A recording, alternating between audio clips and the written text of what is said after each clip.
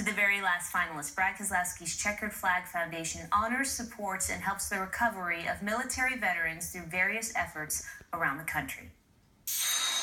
I did consider joining the armed forces. It was always a thought on the back of my mind that if I didn't make it as a race car driver, that I could never have a normal job. Well, I certainly look at the military and the men and women that serve as extraordinary.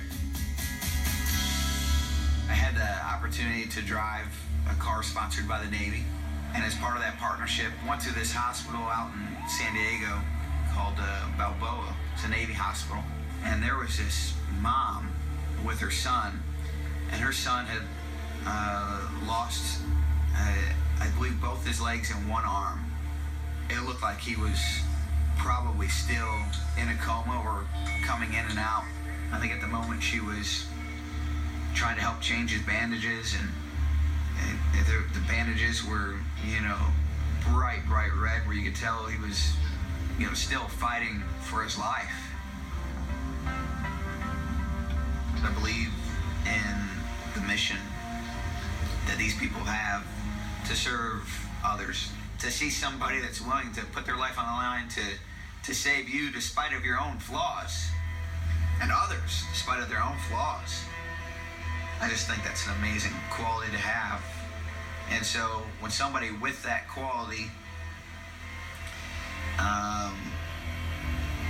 is facing such a traumatic and difficult time in their life, it stings. Fisher House is one of those foundations that I'm proud to be associated with because they leave a real mark with every dollar they spend.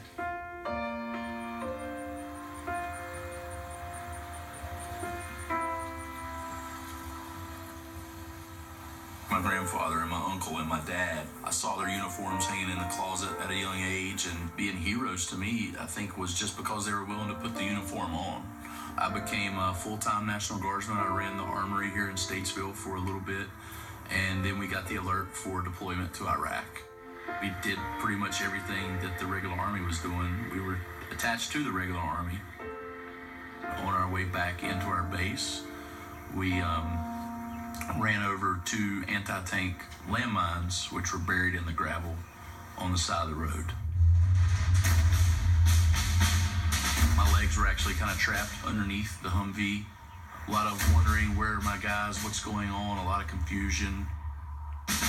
There was a point where I thought I might not make it. The pain sometimes being so intense that, I just pass out. I didn't really care that he was burned or he lost his leg. I was just so glad that he was, alive and coming home. I think I didn't know where she was a lot of the time. I didn't know where she was staying. It didn't really become a thought until we were starting to run out of money.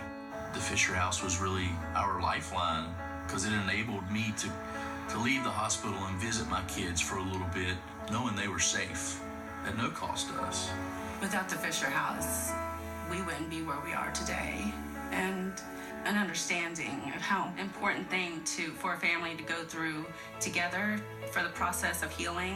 When I heard that Fisher House was looking to build a house in Michigan, I wanted to know what I could do to help. So we've created a number of fundraisers, and we'll probably continue to do so until that facility is built. It's made possible by the generous donations of everyone in this room. We focus on grants and with Careers for Veterans.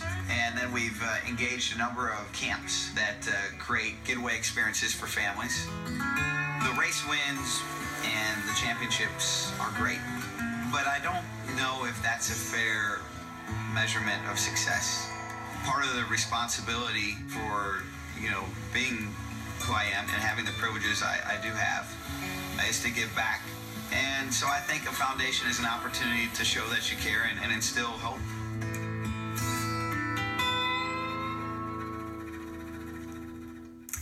You can see what the Checkered Flag Foundation means to Brad Keselowski. He and Jimmy Johnson and these Chip Ganassi pit crew members who go out and do this very important and meaningful work don't do it just to show up. And you know that, Nate, because you've been to a handful of events with Brad Keselowski's foundation, and you can see the emotion from Brad Keselowski that we don't always get to see. Yes, Carol, I've watched him interact with wounded veterans. I think you could hear it in that piece. Both you could see the emotion in his eyes, but you could hear it in his voice as well.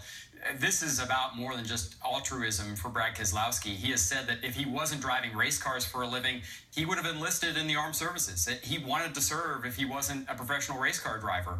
And I think that when he meets with these wounded veterans from the conflicts in Afghanistan and in Iraq, he feels a bit of compunction on his part because he knows if he wasn't driving race cars, that could have been him because he would have been fighting alongside some of those people. So I feel like this is his way certainly of giving back and also showing that, you know, there's a much deeper appreciation for what they do from his part, because I think he relates to the reasons that they chose to put country first and to go serve. Yeah, his organization does so much for those that are so worthy, and Jimmy Johnson does as well, and the Chip Ganassi pit crew members as well. It's a very hard decision, but it's great work in the NASCAR community. Coming up, we're going to relive some of the best